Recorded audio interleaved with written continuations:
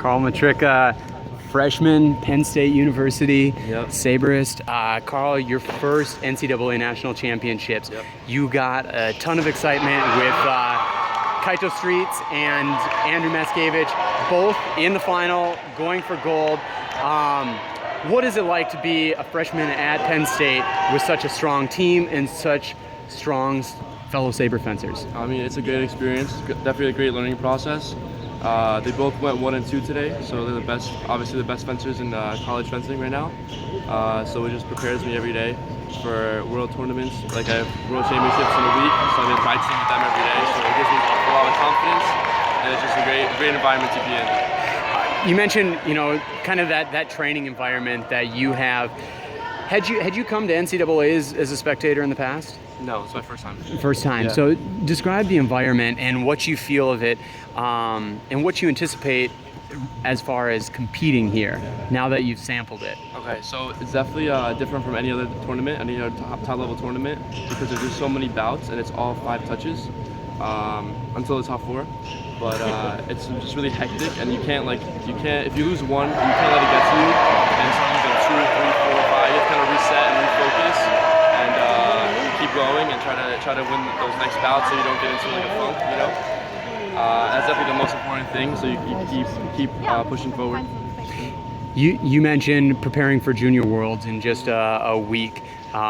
You've had incredible success on all levels: NCAA fencing, international fencing, the cadet and junior levels, you name it, USA fencing. You have a great perspective on the sport already as just a freshman.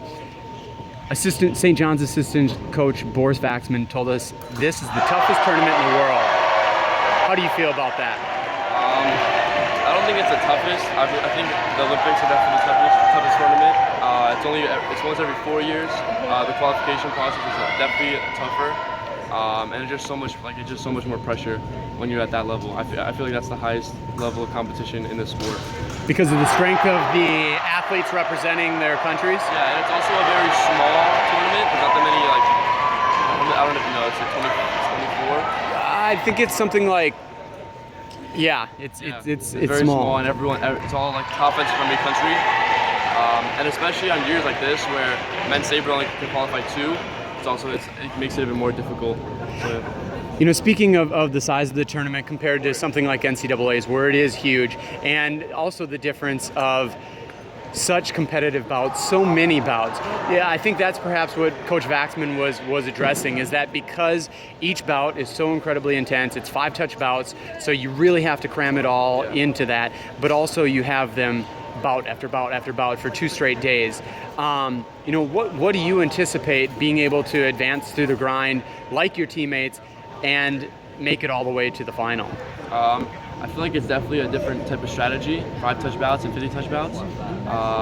It's usually like you do your best actions in a 5-touch bout, and it's all more just condensed. Yeah, it's more condensed. There you go. So I feel like you have to really focus on every bout and every touch. Every touch counts. There's some years teams win by touches, not even bouts. So every touch counts. You have to fight for every touch.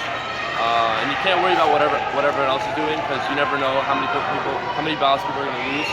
So just always not worry about yourself, but always try to do your best and just focus on every touch. I feel like that's definitely helpful. Touch by touch, right?